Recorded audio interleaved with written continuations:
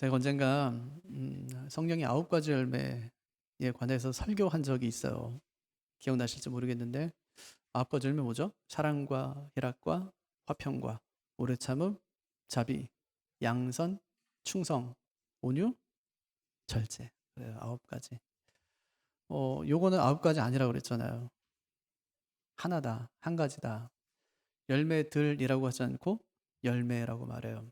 단수죠, 그죠? 그러니까 단수라는 말은 뭐냐면 9가지인데 하나라는 말은 서로 연결돼 있다는 거예요. 그러니까 이 성령의 9가지 열매는 어느 하나만 맺을 수 없어요. 사랑의 열매를 맺은 사람은 나머지 8가지 열매도 함께 맺은 거예요. 그래야지 사랑이 완성되는 거예요. 절제 마찬가지거든요. 사랑이 맨 앞에 있고 절제가 맨 뒤에 있죠. 사랑해요. 근데 참지 않아.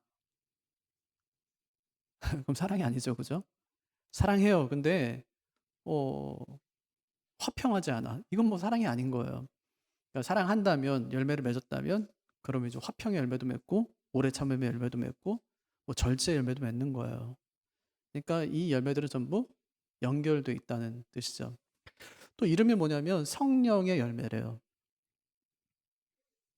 그러니까 우리가 맺는 믿음의 열매가 아니에요. 행위의 열매가 아니라고요. 성령의 열매래요.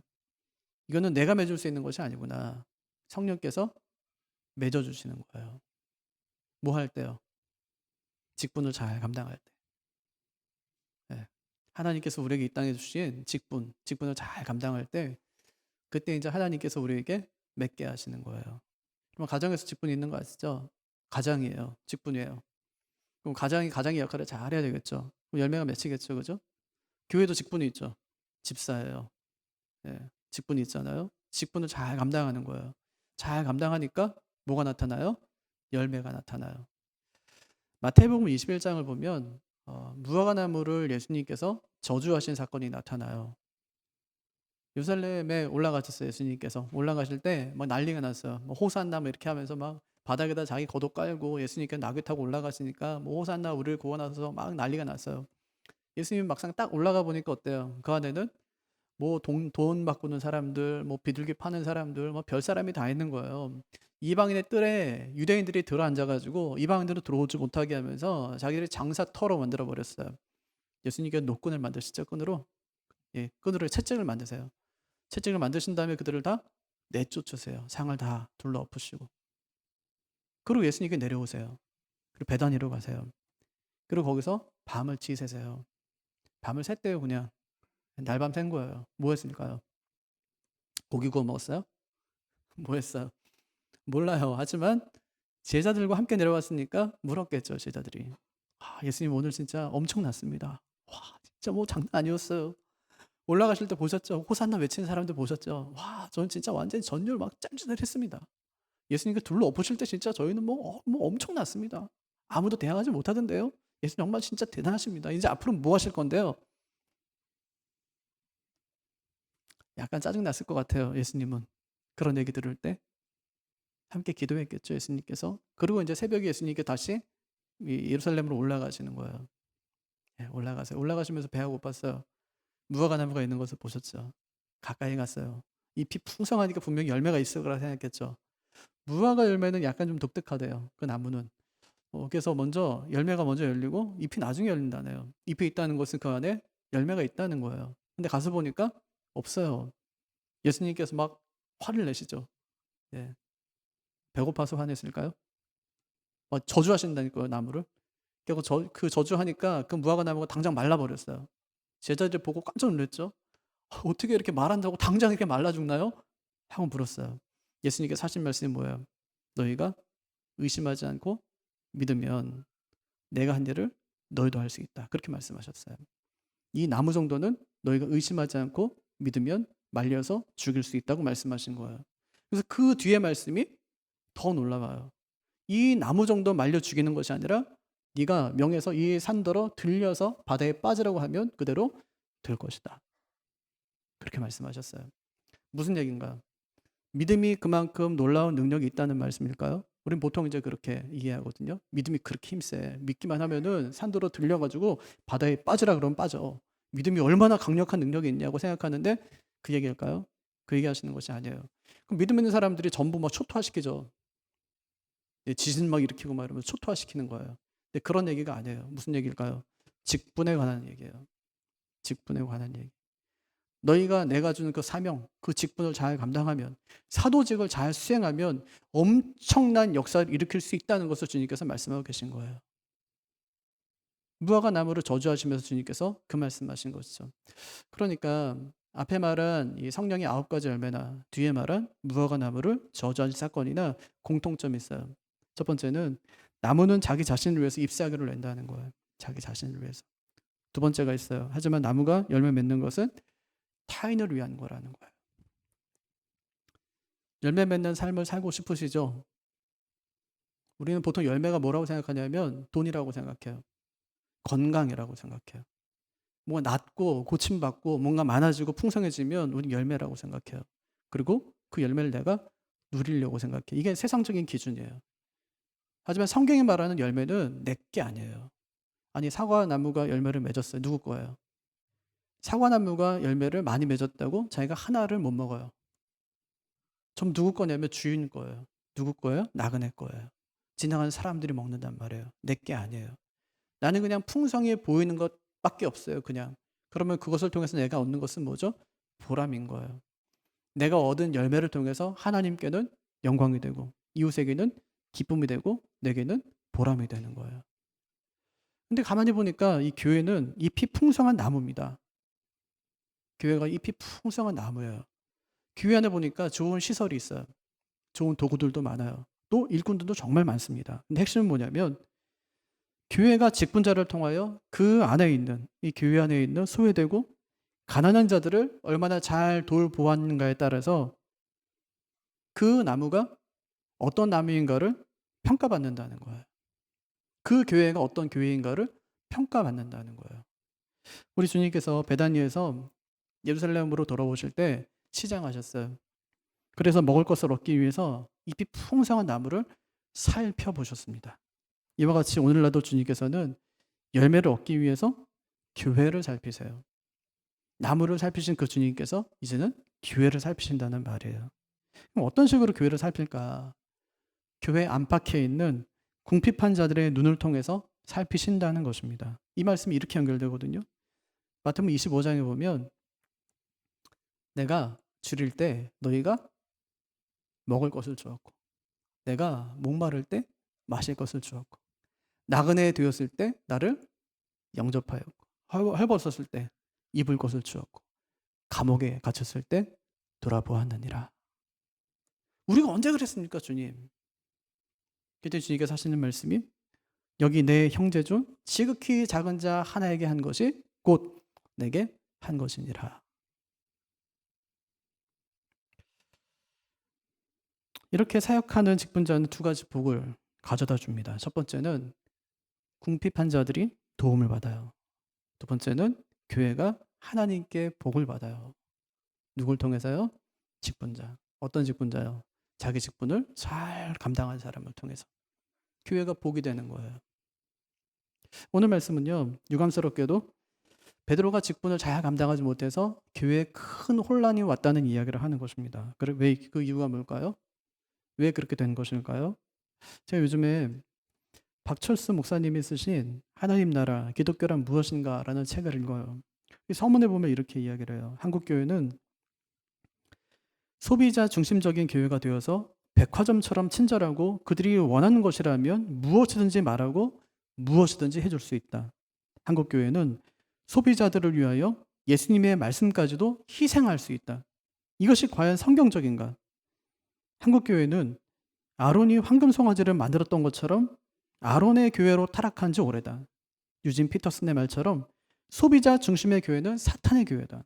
하면서 쭉 뒤로 가면은 한국 교회가 살아나려면 하나님 나라에 대해서 알고 고난받는 교회가 되어야 한다. 그리고 고난받는 자의 편에 서 있는 교회가 되어야 한다. 요즘에 한국 교회를 저는 이렇게 세 가지로 정리할 수 있을 것 같아요. 오늘 박 목사님 이야기한 것처럼 소비자 중심적인 교회. 두 번째는 예배가 하나의 컨텐츠가 되어서 쇼핑 현상이 일어나는 교회야.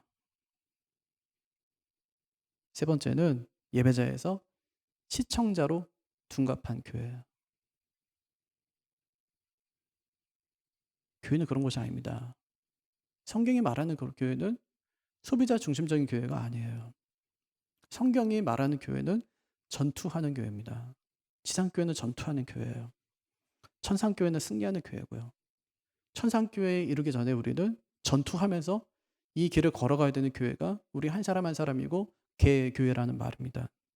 또 소외되고 가난한 자의 편에 서서 짐을 나누어 지는 곳이 그것이 교회라는 말입니다.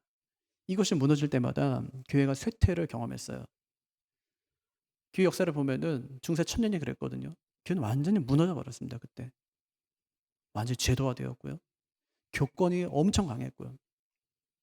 오늘날의 한국교회가 그렇지 않은지 한번 생각해 봐야 되겠어요. 실제로 교회가 사회에서 힘을 가졌을 때는 그 기간이 그리 오래가 아니에요. 굉장히 짧아요. 그 기간이. 우리나라에서도 교회가 한때는 큰 영향력이 있었을 때가 있었어요. 그게 언제냐? 초대교회 때.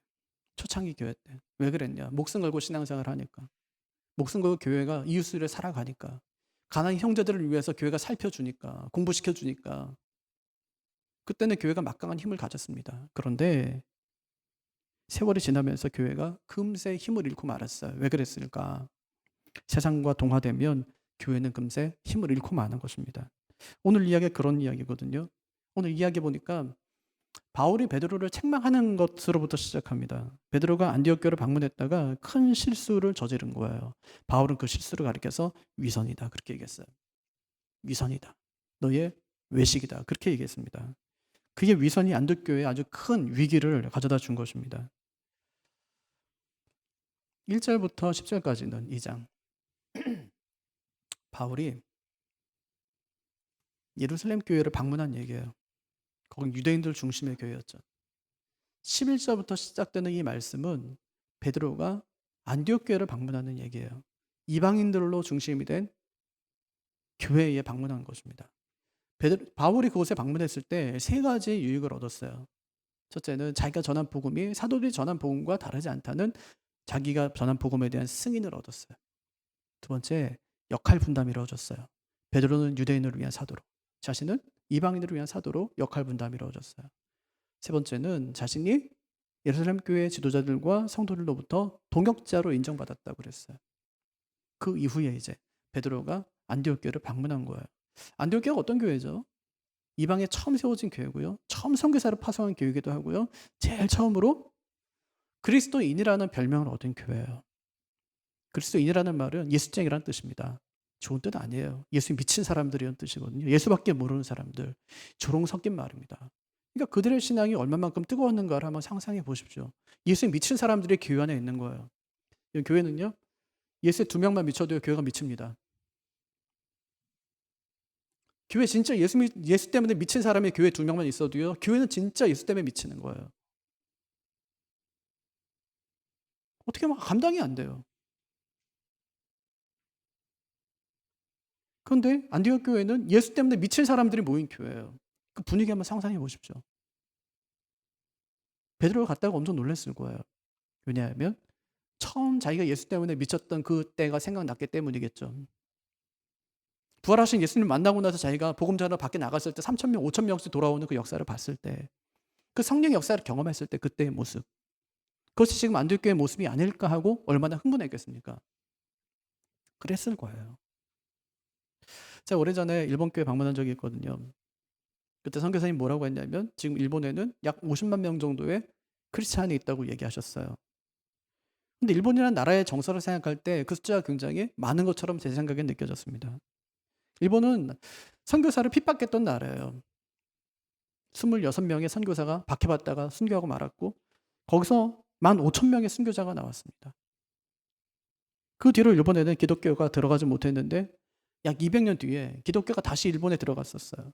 들어가서 봤더니 몰래 신앙생활을 하고 있던 사람들이 예상보다 많았다는 거예요. 인도자 없이 오래 신앙생활을 하다 보니까 정통 신앙에서 벗어난 모습도 있었다고 합니다. 그리고 참 감사한 일이죠. 아무도 인도하는 사람이 없음에도 불구하고 혼자 찬송하고 혼자 말씀 읽으면서 신앙생활 유지하는 사람들이 그래도 있었다는 것이 얼마나 감사한 일이에요. 지금도 북한에는 약 30만 명 정도의 예수 믿는 사람들이 있다네요. 아니 목사가 없어요. 쟤는 예배가 없단 말이에요. 그런데도 지하에서 혼자 숨어서 땅굴 파고 그 밑에 숨어 들어가서 가족끼리 함께 하나님을 예배하고 찬송하는 그런 가정들이 있단 말이에요.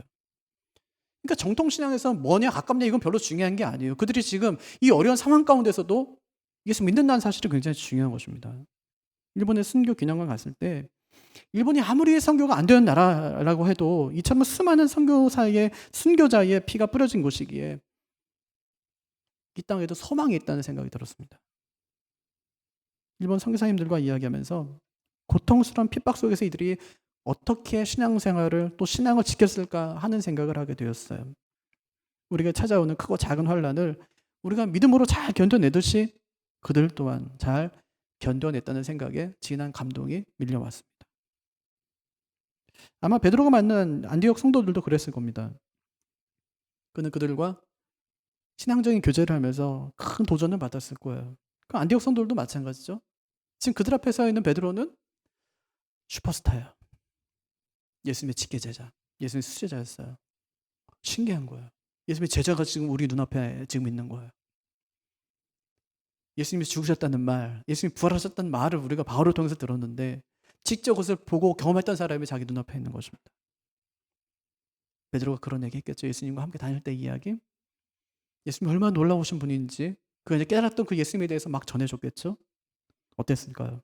그들의 기분이 어땠을까요? 얼마나 흥분됐을까요? 그의 방문으로 안디옥 교회는 큰 힘을 얻었을 것입니다. 하지만 그때 교회 안에 큰 문제가 발생해요. 슈퍼스타 베드로의 방문이 오히려 교회에 엄청난 혼란을 가져다 줍니다. 그의 영향력이 큰 만큼 혼란도 컸어요. 어떤 일이 있었던 걸까요? 예전에는 자기의 죽음이 두려워서 예수님을 3번 부인하고 그 자리를 도망쳤던 베드로가 이번에는 할례 받은 사람들이 두려워서 이방인들과 함께 음식을 먹던 자리에서 도망치고 만 것입니다. 12절 한번 보십시오. 야고보에게서 온 어떤 이들이 이르기 전에 게바가 이방인과 함께 먹다가 그들이 오매 그가 할례자들을 두려워하여 떠나 물러가매. 예, 같이 식사하고 있었답니다. 근데 정갈이 온 거예요. 야고보에게서 어떤 사람들이 지금 오고 있다는 겁니다. 그 야고보 어떤 사람이죠? 예수님의 동생. 예루살렘 교회의 수장. 그의 밑으로는 예루살렘 교회에 소속된 많은 바리새파 사람들이 있었다는 거예요. 그들은 믿음뿐 아니라 율법도 지켜야 되고 할례도 행해야 된다는 그런 믿음과 소신을 갖고 있었던 사람입니다. 이방인들이 아무리 예수를 믿었다고 해도 할례를 받지 않으면 그 사람과는 상종해서는 안 된다고 생각했던 사람들이었던 거예요. 베드로가 그들을 두려워했다. 그렇게 이야기하죠. 왜 그랬을까요? 왜 그랬을까요? 이 사람들에게 잘못 보여서 좋을 게 하나도 없다고 생각한 것입니다. 이건 교리 문제 아니에요. 신학적인 문제도 아닙니다. 나중에 예루살렘에 돌아갔을 때 소문이 두려웠던 거예요. 혹시라도 손가락질 당할까 봐 그것이 두려웠던 것입니다. 사람 성품이 잘 안 바뀌죠? 진짜 안 바뀌죠. 베드로만 봐도. 자기 신변의 위협이 찾아오니까 예수님 버렸던 것처럼 이제는 교회를 버리고 도망치니까요. 이런 베드로의 모습을 보면서 배신도 습관이라는 말이 생각났어요. 배신도 습관이다. 아니 예수님 버린 사람이 배신한 사람이 누군들 배신하지 못하겠습니까? 바울이 그런 베드로를 책망하는 것입니다. 개인적으로 하지 않고요. 공개적으로 해요. 11절 게바가 안디옥에 이뤘을 때에 책망받을 일이 있기로 내가 그를 대면하여 책망하였노라. 그렇게 얘기하죠. 대면하여 얼굴 보고 책망하였다. 그렇게 얘기하는 거예요. 그럼 누가 문제를 일으키나요? 교회에서. 새신자는 절대 일으키질 않아요. 누가 일으킨가요? 헌신자. 어떤 헌신자요? 100% 헌신하는 사람이 아니라 90%쯤 헌신하는 사람이 항상 문제를 일으키는 거예요. 죽기까지 하는 게 100%예요. 죽기까지 충성하는 게 100%라고요. 90%는 가짜예요. 짝퉁이죠. 모조품이에요. 유사품이죠. 헌신하는 것 같은데 항상 문제를 일으켜요. 계시록에 보면은 13장에 66 나오거든요. 사람의 숫자죠. 666. 해석이 굉장히 다양합니다. 시대에 따라서 그래요. 레이건이 666이다. 왜냐하면 알파벳 숫자가 이 세 개가 이게 다 6글자예요. 네, 단어가. 666이래요, 그게. 어떤 사람은 레이건이 666이다. 이렇게 하는 사람도 있고, 교황이 666이다. 이렇게 하는 사람도 있는데, 성경을 보면은 사람의 숫자다. 그렇게 얘기합니다. 7은 완전 숫자죠? 7은 하나님의 숫자입니다. 7에서 하나 모자라는 것이 6이에요. 그래서 6은 7처럼 아주 완전해 보여요. 비슷하니까요. 6까지만 헌신해도 그게 어디냐 하고 사람들이 생각합니다. 하지만 아무리 대단해 보이고 믿음이 좋아 보여도 육은 육이지 절대로 7을 낼 수 없다는 거예요. 예수님을 뺀 모든 것이 육이라는 것입니다. 666은요, 어떤 특별한 어떤 것이 아니에요. 그냥 인간의 숫자인 거예요. 하나님처럼 되려고 하는 상징수가 6인 것입니다. 코로나 때문에 참 편리해진 것도 있어요. 신앙의 편리함이죠. 굳이 모이지 않아도 돼요. 교회 왔다 갔다 하는 수고도 덜 수 있습니다. 지난 1년은요, 모든 생각 다 내려놨잖아요. 그래서 저는 작년 한 해를 강제 안식년이다 그렇게 생각해요. 강제 안식년이다. 그래서 그 1년이 7-1이 되지 않기를 바라요. 우리 온전한 헌신이 있었는데 사역으로 무장됐던 우리의 신앙이 코로나로 인해서 그냥 거기서 1이 빠져서 무너지지 않기를 바랍니다. 요즘 나온 통계 보니까요, 교회 생활을 열심히 하는 것은 시대에 맞지 않는다. 이런 사람이 진짜 많이 늘어났어요. 청년 10명 중에 3명이 앞으로 10년 뒤에 교회 안 다닐지도 모른다. 그런 통계 결과로 나왔습니다.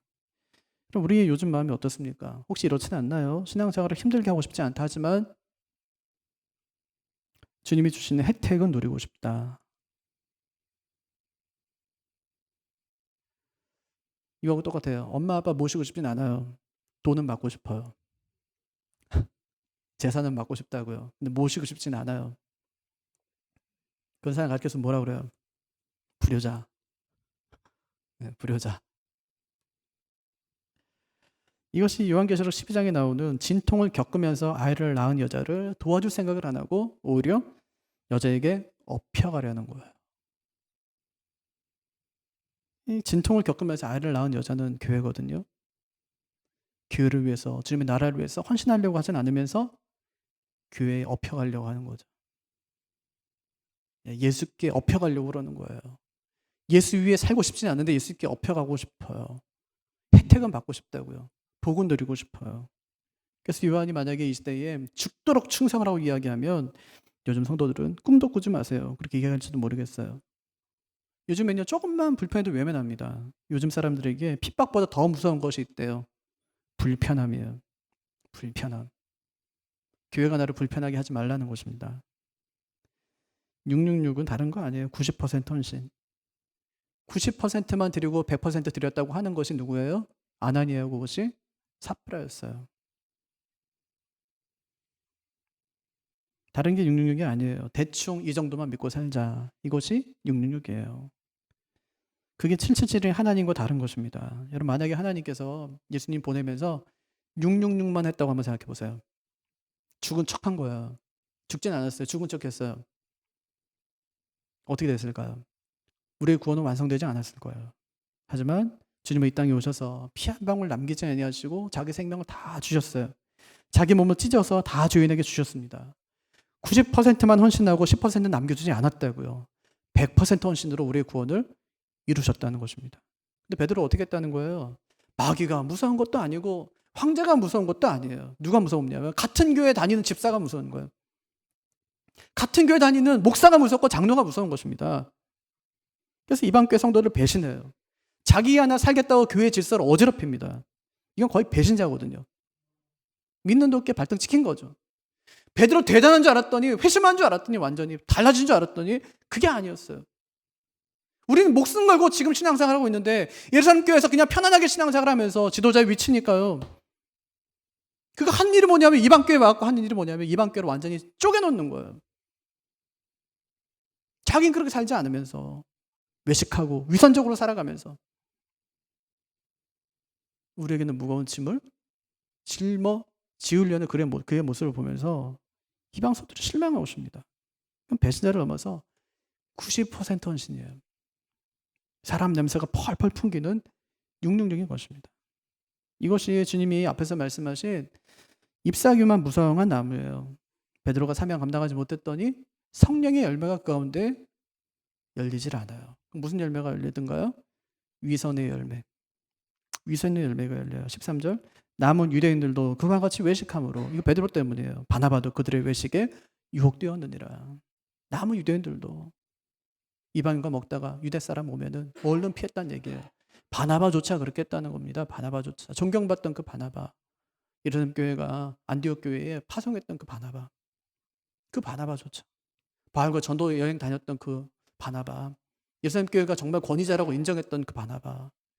예루살렘 교회 앞에 사도들 앞에 자기 재산 전 재산을 내어놓으면서 가난한 사람과 함께 쓰겠다고 했던 그 바나바 역시 베드로의 그 미혹에 빠져서 외식하였다. 그렇게 이야기하는 거예요. 이것이 베드로가 맺은 열매였습니다. 베드로의 행동을 보고 다른 유대인들도 따라하고 바나바까지 따라하는 거예요. 그러니까 지도자 한 사람의 행동이 얼마나 큰 파급 효과를 가져오는지를 여실히 보여주는 것이죠. 중국에 있는 어떤 교회는 성경 공부를 마친 다음에 졸업생들에게 이런 얘기를 한대요. 나가 죽어라. 신학교에서 졸업하는 신학생들에게 하는 말이 아니에요. 교회에서 하는 바이블기 끝나고 졸업하는 학생들에게, 교회에서 하는 통성경학교 마친 그 우리 집사님들에게 하는 말이 뭐냐면 나가 죽으라는 거예요. 나가 죽어라. 나가 죽어라. 성경 배웠으니까 이제 나가서 복음 전하다가 죽으라 이 말입니다. 그런데 그들은 전도하다가 뺨을 맞으면 영광이라고 생각한대요. 전도하다가 순교당하면 그것을 영광이라고 한답니다. 예전에는 우리 부모들이 아파도에 학교 보냈어요. 학교 가서 죽으라고. 저도 몇 번 들었어요. 그래서 뭐 집에서 죽겠다고 안 간 날도 있지만 하여튼 뭐 부모님은 무조건 학교 가라는 거 무조건. 가서 죽으래. 진짜 죽으면 어떻게 하려고. 가서 죽으래. 교회도 그렇거든요. 주일 되면 어느 아플 때 있잖아요. 막 어지럽고 막 그럴 때. 교회 가다가 죽으면 순교래요. 가래. 울면서 간 적도 있어요. 서러워서, 아파서가 아니라 서러워서. 아픈데 진짜 아픈데 가래니까. 요즘 부모들은요, 아이가 아프면 교회 가지 말래요. 아이가 시험 기간이면 교회 가지 말래요. 그러니까 애들도요, 이제 알아서 안 와요. 고3만 되면 의뢰 안 오는 줄 알고 안 와요. 저 내년에 고3이에요.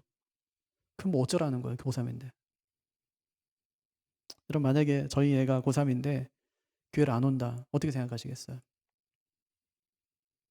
제 딸이 고3 됐는데 안 와, 교회를. 목사님, 왜 은채가 안 보여요? 고3인데 뭐. 고3 그런 거 아니에요? 뭐 어떻게 하시겠어요? 이런 목사가 다 있나? 우리 애가 주일에 학원 가느라고 교회를 안 와. 왜 안 왔어요? 학원 갔어요. 이상하죠? 저도 그러는 성도들이 이상해요. 어떻게 저럴 수 있을까? 이상해요. 저도 성도예요. 저도 하나님 앞에서 단독자로 서는 성도라고요. 하나님 앞에 잘해보려고 한번 저도 열심히 노력해요. 기도하고 말씀 읽고. 하나님 뜻대로 한번 살아봐야지 하고 살아간다고요. 여러분도 마찬가지 아니에요? 가끔 간혹 가다가 참 곤란한 질문을 받을 때가 많아요. 목사님 이럴 때는 어떻게 해야 되나요? 하는 질문들이에요. 예를 들면은 이번에 아이가 초등학교 졸업하는데 구리에 좋은 학교 있잖아요, 중학교. 우리하고 신앙의 노선이 안 맞아요. 그러니까 자기도 이제 고민이 되는 거예요. 보내도 되나? 묻죠. 그럼 저는 다른 얘기 안 합니다. 집사님, 저는 잘 모르겠는데 저는 그냥 안 보낼 것 같아요, 제 딸은. 그래. 제가 만약에 거기 보냈다. 그 중학교에. 이단에서 하는 중학교에 보냈다. 여러분 뭐라고 생각하시겠어요? 목사가 저래. 그러겠죠? 근데 왜 집사는 돼요? 왜 집사는 되고 목사는 안 돼요? 목사가 안 되면 집사도 안 돼야죠.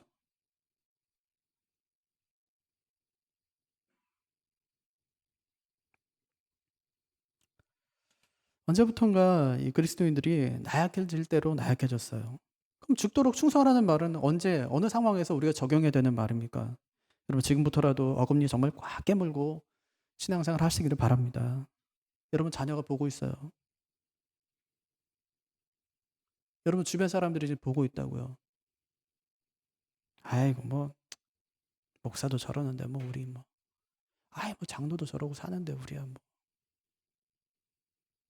나 한 사람의 행동이 얼마나 큰 파급 효과를 가져오는지 잊지 마시기를 바랍니다. 그래서요 베드로가 이 바울이 베드로에게 충고하는 거예요. 14절에 당신은 유대인이면서 유대인처럼 살지 않고 이방인처럼 살면서 왜 이방인에게는 유대인처럼 살라고 강요하냐는 것입니다. 또 네 멋대로 살면서 왜 저 사람들한테 네 멋대로 살지 못하게 해? 왜 저 사람의 자유는 왜 속박하는 거야? 그런 얘기하는 거거든요. 또 유대인이면서 이방인과 함께 먹었잖아. 이방인들은 먹는 음식 잘도 먹대. 근데 왜 이방인들에게는 유대인처럼 살라고 왜 강요하는 거야? 잘못된 거 아니야? 그거 외식 아니야? 위선 아니야? 그렇게 이제 지적하는 것입니다. 고시내에서 자란 사람들은 대개가 주일에는 공부하면 안 되고 돈을 써도 안 된다고 배워요. 그러고 저도 자랐어요. 돈 쓰면 큰일 난 줄 알았어요. 근데 큰일 안 나더라고. 주일에 공부하면 안 되는 줄 알았어요. 그래서 공부 안 했죠. 진짜 공부하는 우리 선배들을 보니까 내일이 시험이에요. 오늘 자정을 탁 넘기면 그때부터 공부하기 시작해요.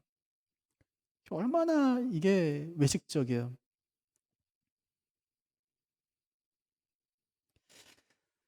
근데 저는 이런 고신정신이 참 좋았어요. 예.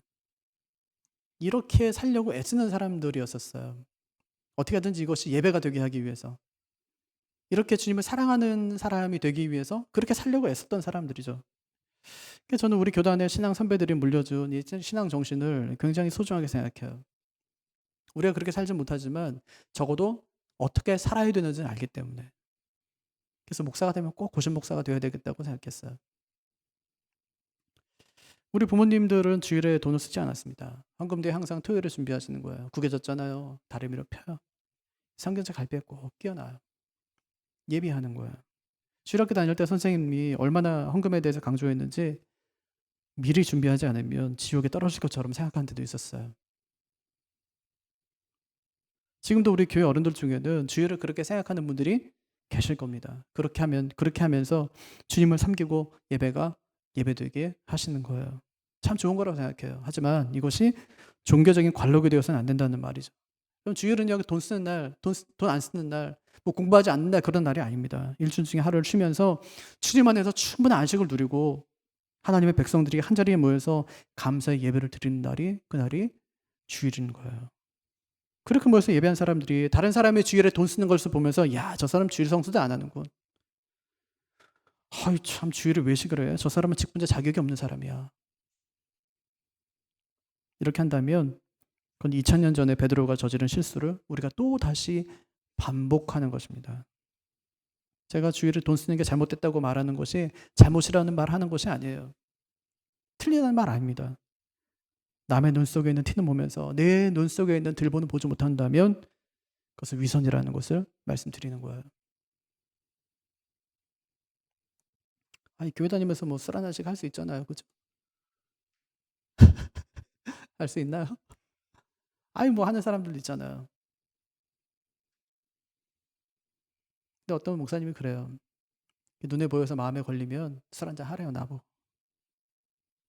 차라리 술 한잔 하는 것이 그 사람 판단하는 것보다 훨씬 덜한 죄라면서. 판단하는 그만큼 큰 죄라는 말입니다. 근데 우리는 늘 그러고 살아가요. 나의 위선은 보지 아니하고 남의 위선은 생각하고 살아간다는 거죠. 교회 질서를, 교회 화평을 깨트려 버리는 것입니다. 그래서 바울이 이런 결론 내리는 거예요. 16절. 사람이 의롭게 되는 것은 율법의 행위로 말미암음이 아니래요. 오직 예수 그리스도를 믿음으로 말미암는 줄 알므로 우리도 그리스도 예수를 믿나니 이는 우리가 율법의 행위로서가 아니고 그리스도를 믿음으로써 의롭다 함을 얻으려 함이라. 율법의 행위로서는 의롭다 함을 얻을 육체가 없느니라. 이게 갈라디아 전체 요절입니다. 갈라디아 전체 요절이에요. 길지만 한번 외워보시기를 바라요. 계속 읽고 또 읽고 또 읽고 한번 외워보시기를 바라요. 제가 질문 한번 할게요. 16절을 보면서 한번 대답해 보세요. 우리가 왜 그리스도 예수를 믿습니까? 우리가 왜 그래요? 왜 그리스도 예수를 믿어요? 오늘 본문이 뭐라고 말씀하죠? 16절이 사람이 의롭게 되는 게 율법의 행위가 아니라 예수를 믿음으로써 되는 줄 알기 때문이에요. 알기 때문에 믿어요. 누구를요? 예수를. 또 하나 질문할게요. 우리가 어떻게 의롭다함을 얻습니까? 대답해 보세요. 어떻게 의롭다함을 얻어요? 율법의 행위가 아니라 예수를 믿음으로 의롭다함을 얻는다고 말씀합니다. 왜 예수를 믿는다고요? 의롭게 되는 건 율법이 아니라 뭘 통해서 예수를 믿음으로 되는 것임을 알기 때문에 예수를 믿어요. 어떻게 의롭게 된다고요? 예수를 믿음으로 의롭게 된다고요. 이것을 이신칭의라고 그래요. 이신칭의. 믿음으로 말미암아 의롭다함을 받는다는 뜻입니다. 칭의라는 말은 법적인 용어거든요. 일종의 선고예요. 너는 무죄야! 이렇게 하는 것이 바로 칭의입니다. 넌 죄 없어! 이게 칭의예요. 반대말은 뭐겠어요? 정죄겠죠. 그죠? 넌 죄인이야. 정죄예요. 넌 심판받아야 돼. 정죄라는 거죠. 여기서 중요한 것은 의롭다는 것이 아니에요. 의롭다는 것이 아니라 의롭다고 선언해 주는 것입니다. 중요한 것은. 의롭다고 선언해 주는 거예요. 우리가 믿음 생활 잘하면 의로워지는 것이 아니에요. 절대 착각하지 마세요. 내 신앙생활 잘했다 의로워진다. 절대 천만의 말씀이에요. 그럼 율법을 지키면 의로워지는 거하고 똑같은 거죠. 그렇게 우리 의로워진 사람들이 아니라는 말이에요. 지금 우리가 예수를 믿기 때문에, 예수와 연합되었기 때문에, 예수님이 행한 모든 일이 내가 행한 일이 되기 때문에 그런 나를 향해서 의롭다고 인정해 주는 거예요. 누가요? 하나님께서 인정해 주시는 거예요. 뭘 잘해서 의롭게 되는 것이 아니라는 말이에요. 바울의 표현을 빌리면 바울이 로마서 4장 5절에 이렇게 얘기해요. 하나님이 경건치 아니한 자를 의롭게 하셨다는 거예요.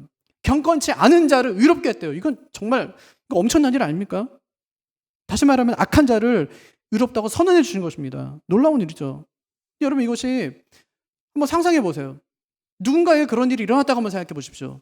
그래 내게 일어났다면 그것은 참 감사하고 복된 일이에요. 하지만 정인이 부모에게 그런 일이 일어났다고 한번 생각해 보십시오. 재판장이요. 재판을 하는데 어느 날 그러는 거예요. 당신이 의로워 이렇게 얘기한 거예요. 무죄 이렇게 선언했다고 생각해 보세요. 난리가 나겠죠? 분명히 아이를 죽였는데 그 부모를 향해서 뭐라고 하는 넌 죄인이 아니야. 의인이야. 선언해 버리는 거예요. 재판장이. 무죄.